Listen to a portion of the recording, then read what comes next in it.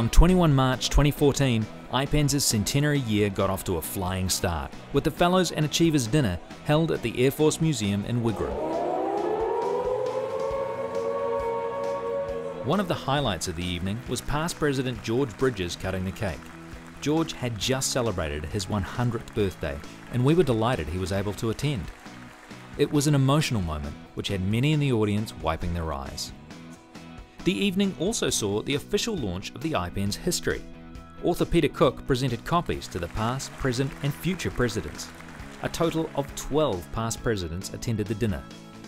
Members, Generate and Student Engineers New Zealand representatives took the opportunity to meet each other and network.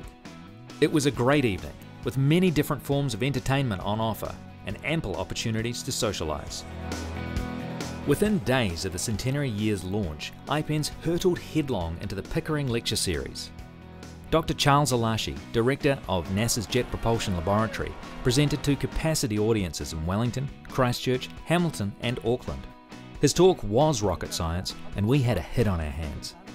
How did life start? Is life common? With 500 seats available in Wellington and 650 people at the venue, IPENZ staff found themselves in the unlikely position of having to turn people away. A group of university students arrived early.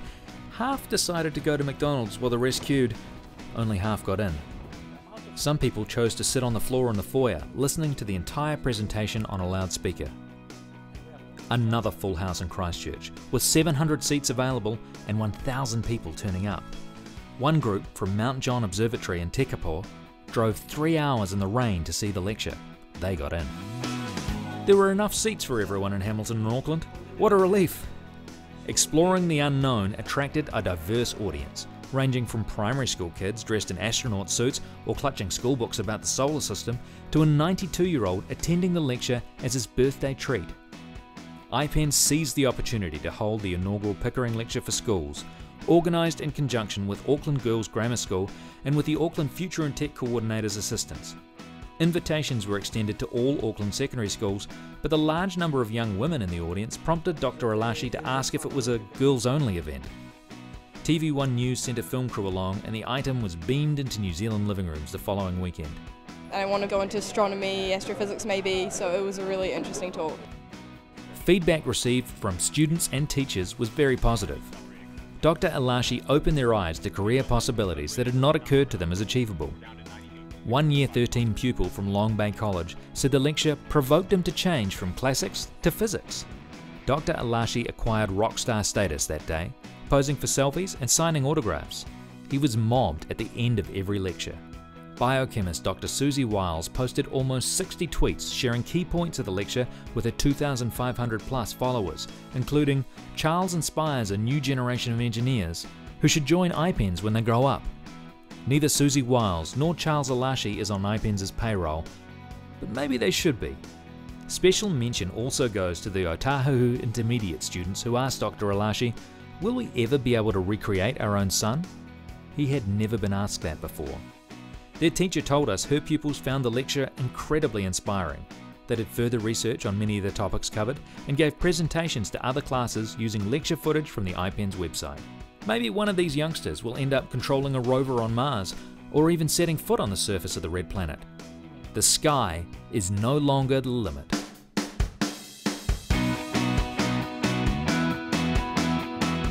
The Centenary Lecture brought together rival design engineers Neil Wilkinson from Oracle Team USA and Andy Kensington from Emirates Team New Zealand. The presentation showcased the cutting-edge work going on behind the scenes in a field people may not normally associate with engineering. From Northland to Otago, people flocked to hear Neil and Andy give in-depth explanations of the innovations used on the boats. When we say in-depth, we mean in-depth. We tried to rein them in, but our presenters were determined neither to stint on content nor to deny the audience the opportunity to ask questions. Each event lasted at least 90 minutes, a new record for IPENZ lectures. Audiences included engineers, sailing enthusiasts and the general public. After one lecture, an engineer said that he had not expected to enjoy the lecture very much as he was not a yachty, but he had found the engineering absolutely fascinating. Neil and Andy could not agree which technical advantage enabled Oracle to come back to win the series. However, Neil did share the surprising information that Oracle's hydraulic system was controlled by a ball valve, a bungee, and a piece of string connecting to a piece of wood. Good old Kiwi ingenuity. We hope the guys didn't give away too many trade secrets. The full-length video recording posted on YouTube has attracted over 10,800 views. The highest number of views came from the United States and New Zealand, followed by Germany and the Netherlands. Our main goals with these lectures were to inform, engage and inspire people about engineering throughout New Zealand. Raising awareness of New Zealand engineering overseas was an unexpected bonus. IPENZ branch committees around New Zealand put a lot of thought into their centenary activities. This was reflected in the diversity of events held in 2014.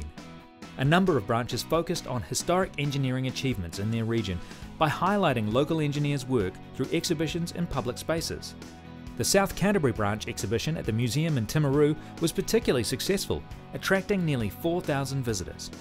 In Auckland, a series of presentations about the seismic strengthening of landmark buildings ran over 2 evenings and concluded with tours of the Town Hall, Civic Theatre and Art Gallery. Looking to the future was also a popular topic. In Palmerston North, the Prime Minister's Chief Science Advisor, Sir Peter Gluckman, gave the inaugural Earl Lecture. Tauranga branch held a panel discussion and Auckland branch ran a schools art competition, both with the theme of how their cities will look in 2114. IPENZ branches continue to support potential future engineers by sponsoring, judging and presenting prizes at regional science fairs.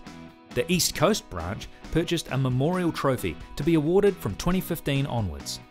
Branch committees arranged special site visits and memorable outings for members, while others turned their annual dinners into centenary celebrations. Canterbury branch helped the New Zealand Transport Agency celebrate the Lyttelton Tunnel's 50th birthday open day, which attracted 25,000 people. It was warm in the tunnel and the 2,400 IPENZ Centenary water bottles were gone in 10 minutes. At New Zealand House in London, IPENZ UK, our most distant branch, held an evening entitled Famous Pioneers of New Zealand Engineering. Guest speakers discussed Nobel Prize winner Ernest Rutherford and motor racing legend Bruce McLaren. Guests got to sit in one of the latest McLaren supercars. The list of celebrations was enormous. There were also community picnics, bike rides, heritage walks, treasure hunts and barbecues. The Centennial was an opportunity for IPENZ branches to reach out to their local communities like never before.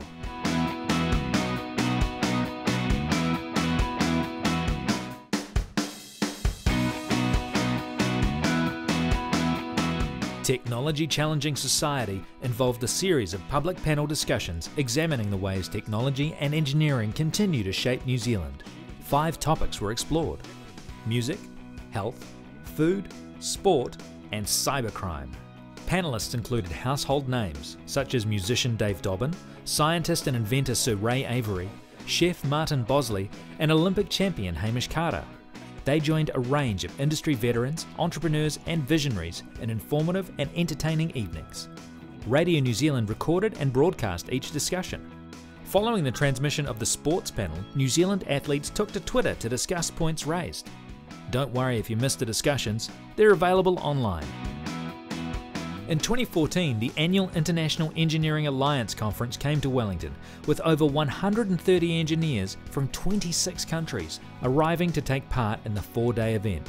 While delegates attended meetings and sessions, IPENZ staff ran the Partners program, giving valuable insights into Māori culture, New Zealand colloquialisms and quintessential Kiwi food items. The partners are now fully equipped to pop down to the dairy in their togs to buy a peanut slab. A formal dinner at Te Papa celebrated both IPENZ's centenary and the 25th anniversary of the Washington Accord. Professor Ray Meyer cut the 25th anniversary cake. Speeches were made and certificates awarded. But the evening was not all work and no play. Delegates joined the Ngāti Pōneke Young Māori group for an unforgettable experience, the chance to learn some kapa haka. The ladies, including the South African High Commissioner, had a poi lesson, while the men enthusiastically joined in a haka. Make that 2 haka, because 1 wasn't enough. During this memorable evening, old friendships were renewed and new relationships forged. Our photo competition invited members to submit images suited to the theme Engineering, looking back, looking forward. Bridges featured in a number of photos. For the first time, a People's Choice Award was open to the public, with voting on Facebook reaching over 13,000 people. The winning photo received over 600 likes. The final event of our centenary year was the New Zealand Engineering Excellence Awards, celebrating the outstanding people, practice and projects in our profession. Award winners walked to the stage accompanied by music ranging from the Rolling Stones to Justin Bieber. We try hard to match songs to winners, and it's a lot of fun too. During their acceptance speech, we learned that as young boys, the Entrepreneur of the Year award winners were inspired by their father's invention of a chicken plucking machine. It was an emotional evening at times, as many communicated just how passionately they care about engineering and the pride they take in their work. We hope this has given you an inside look at our centenary year. These outstanding efforts were made possible by the generous support of our sponsors and the voluntary efforts of hundreds of branch, Engenerate and student members around New Zealand. As our action-packed year draws to a close, we would like to say thank you, and let's continue to work together to make the next 100 years just as memorable.